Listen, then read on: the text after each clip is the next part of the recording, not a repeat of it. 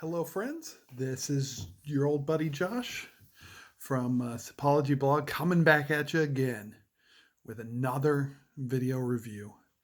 Um, I enjoy doing these. I enjoy seeing your smiling faces, or at least imagining them. And um, these days, I just don't feel like sitting down and writing one of my usual reviews, as brilliant as they always are. So tonight is Thursday night, and as you might have guessed, we have a Brandy review for you. This one tonight is of a Michigan-made apple brandy. Here's the bottle. This is Long Road Michigan Apple Brandy. Um, if you're not familiar, Long Road is a micro distillery and a chain of bars headquartered in Grand Rapids, Michigan. That's where they have their big still, and that's where this was made. This was not made at Red Cedar or anywhere else, and I know that because I emailed their master distiller Kyle, and a big thanks to Nick Brisky of Nick Drinks for passing Kyle's email along to me. So I was able to get the information I needed, information that I could then pass along to you, my beloved viewers.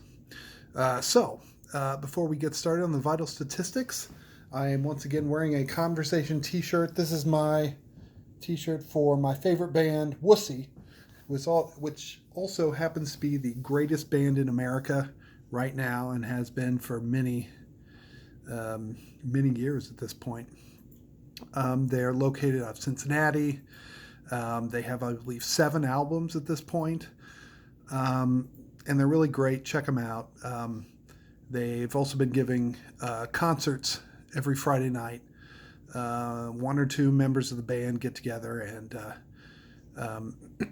do a live stream of some of their songs. And this week, band member Mark is going to be doing some songs, and so go over to their Facebook page for that.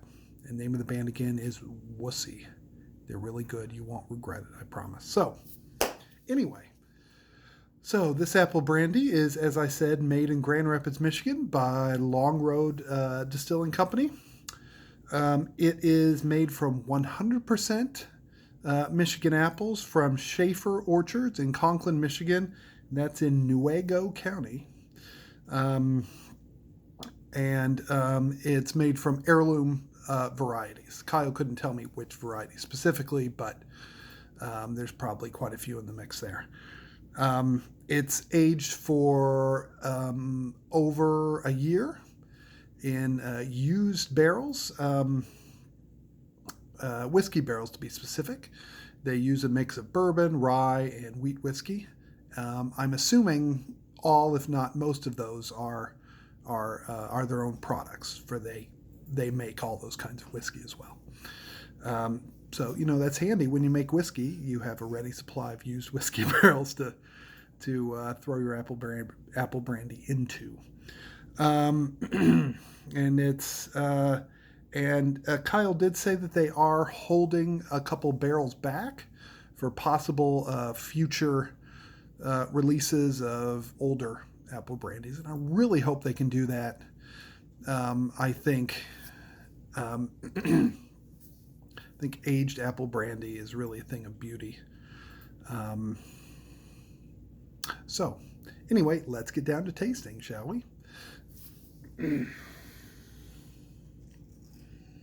Using the Glencairn, I find that Glencairn glasses kind of concentrate the aromas better than a snifter would. And this is a pretty unpretentious apple brandy, so snifter just doesn't feel right. On the nose, got some light apple aromas, almost like an apple scented scented candle or like um, air freshener of some sort. That's that's not an insult. That's a good smell. They managed to avoid the heavy kind of celery aroma that I get out of many young apple brandies. Um, um, I've gotten it out of ones from Michigan and even ones from France. Some VS Calvados often has that aroma. Um, Again, it's not unpleasant, but I'd rather have an apple aroma in an apple brandy than a celery aroma in an apple brandy. A little bit of spice on the nose. Um, not very hot on the nose, just kind of delicate, kind of a delicate aroma. So let's check out the palate.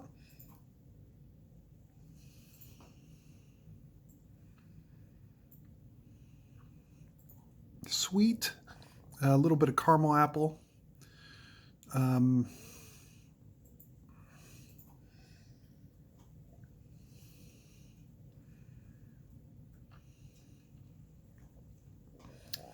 yeah, like caramel apple, or even if you've ever had like a white chocolate covered candy apple, I'm getting some of that too. There's definitely some white chocolate in here. And then let's focus on the finish.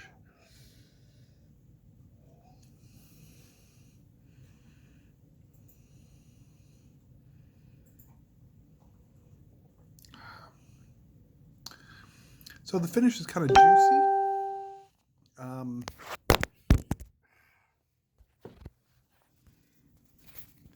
Sorry, I'm back.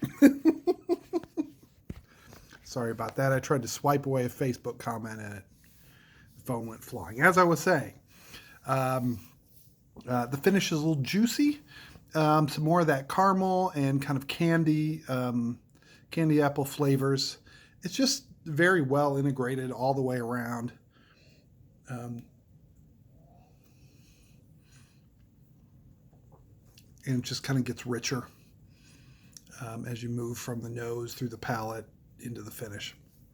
So um, it's it's 40% alcohol by volume, and that's really all it needs to be. I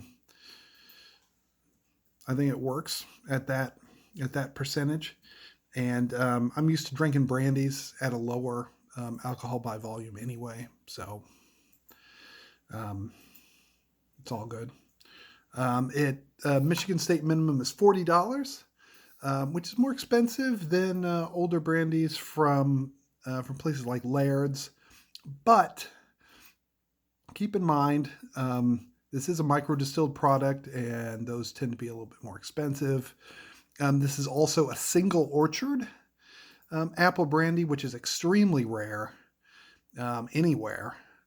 And it's all locally made here in Michigan, and it's just really good.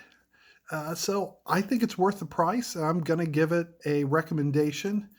I also mixed it a bit. There was a cocktail recipe on their website called a Nassau something.